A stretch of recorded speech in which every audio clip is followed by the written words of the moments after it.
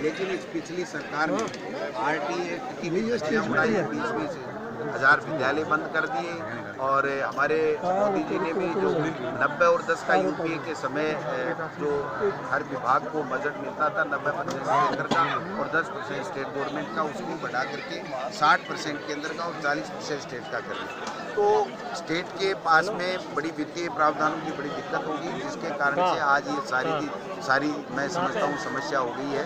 तो जो आने वाला समय है वो कांग्रेस को लोगों ने इस आशा के साथ में दिया है कि हमारी जो प्राइमरी एजुकेशन हो चाहे माध्यमिक एजुकेशन हो वो क्वालिटी की एजुकेशन मिले। ये विद्यालय जो बंद कर दिए थे नॉर्म्स के विपरीत, उनको सबको खोलने की भी बात हो। और नवाचार के रूप में हमने जो बाल सभाओं को गांव के लोगों को विद्यालयों से जोड़ने की बात की है। अभी जो चल रहा है कि हम प्रश्न बैंक तैयार कर करके और हर जिले में बच्चों को दे रहे हैं विद्यालयों में, जिससे वो पहले बोर्ड की परीक्षाओं से पहले भी उनका टेस्ट लेने, जिससे कम से कम किस विषय में हमारा बेटा कमज़ोर है इस बात का पता लग जाए, तो उसको सुधार करने की भी गुंजाइश हो।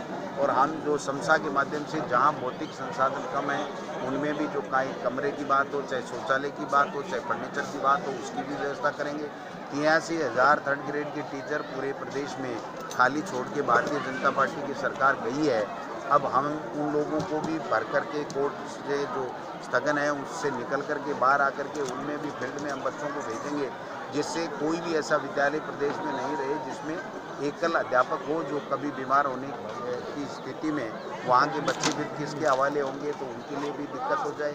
और मिड डे मील में भी गुणवत्ता बनी रहे, इसके भी प्रयास कर रहे हैं। हमने कल बीकानेर में अक्षय पात्रा के माध्यम से जो गर्म खाना और अच्छा खाना देने का जो किया गया लॉन्चिंग की गई है, उसका भी हमने रसोई का उद्घाटन किया था। तो सरकार जब से बनी है तब से इस शिक्षा विभाग में नवाचार के लिए भी प्रयास कर रही है। और जो ढांचा ये बिगाड़ के गए थे, ये कभी विद्यालय बंद कर रहे थे, कभी साइकिलों के कलर चेंज कर रहे थे, कभी ड्रेस कोड में हाफ पैंट के कलर चेंज कर रहे थे। इन्होंने एक तरीके से RSS की विचारधारा थोपने की पाठशाला इस शिक्षा विभाग को बना दिया था, उससे बाहर निकालने की आवश्यकता है। हमारा और कांग्रेस पार्टी का ये मानना है कि शिक्षा के क्षेत्र में किसी तरह की राजनीति नहीं होनी चाहिए। शिक्षा का वो क्षेत्र है जो हमारे बच्चों का भविष्य निर्माण जहाँ होता है, शिक्षा हमारी बुनियादी आवश्यकता है। उसके लिए तो हम लोगों को राजनीति से बाहर के भी काम करना चाहिए। इन्होंने पाठ्यक्रम में बदलाव करके इतिहास को तोड़ मोड़, महात्मा गांधी का भी जो पैराग्राफ छोटा कर दिया, जवाहरलाल नेहरू, इंदिरा गांधी जी जो देश के लिए एकता और अखंडता के लिए शहीद हो गई, उनका भी नाम मिटाने का काम किया। राजीव गांधी जी जो भारत रत्न थे, देश के प्रधानमंत्री थे, जो आप ये कंप्यूटर और ये जो मोबाइल और सब चीज़ ला रहे हो, ये सब राजीव गांधी जी लेकर के आए थे, उन्हीं की देन थे। उनको भी बुलाने के लिए इन्होंने तोड़ मरोड़ किया है। पंडित दीनदयाल जी के अलावा कुछ भी नहीं पढ़ाया।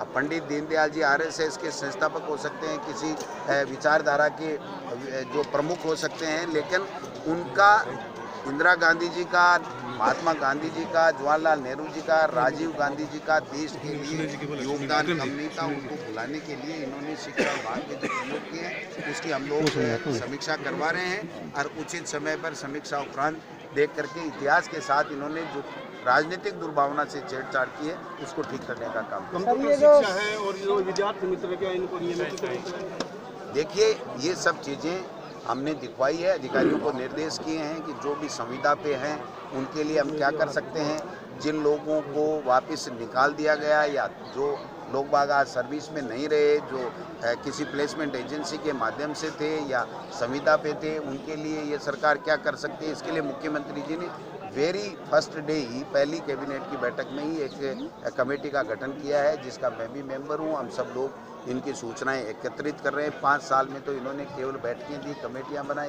कुछ किया नहीं। हम सब लोगों ने 2 बैठकें तो जल्दी से जल्दी 1 महीने में ही करनी है।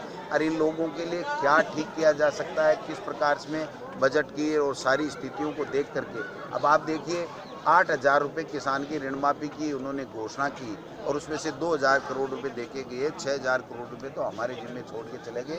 लेकिन फिर भी राहुल गांधी जी ने कहा था कि किसान का जो कर्जा माफ़ होना चाहिए, तो इसकी शुरुआत हमारे राजस्थान से कर दी गई है। 3 दिन में सरकार बनते ही 18,000 करोड़ रुपए की ऋण माफ़ी की घोषणा ही नहीं की, बल्कि 7 तारीख से अभी जो है वो कैंप लगा करके ऋण के ऊपर काम चालू कर दिया गया है। और आगे और जो नॉन डिफाल्टर हैं उन किसानों को किस प्रकार फायदा मिले, इसके लिए भी एक कमेटी बना दी गई है। जो कमेटी काम करेगी, रिपोर्ट आने के बाद में उनके लिए भी हम लोग काम करेंगे।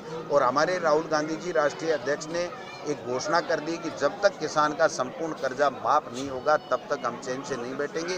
मोदी जी करते हैं तो ठीक है, नहीं 2019 में यूपीए सरकार आएगी तो किसान का संपूर्ण कर्जा माफ करेगी। पुजारियों की मांग रही है खातेदारी में जमीन करने की, उनके लिए कोई ऋण नहीं मिल रहा है। देखिए, टीनेंसी एक्ट के जो प्रावधान है वो एक कानून के रूप में विद्यमान है। उसमें किस प्रकार से क्या चीज़ हो सकती है, क्या नहीं हो सकती, ये सब चीज़ें कानून की समीक्षा की बात है। वो जो मुख्यमंत्री जी या कैबिनेट के स्तर के ऊपर होता है। मेरे स्तर पे इस तरह की कोई बात नहीं हो सकती। Thank you sir.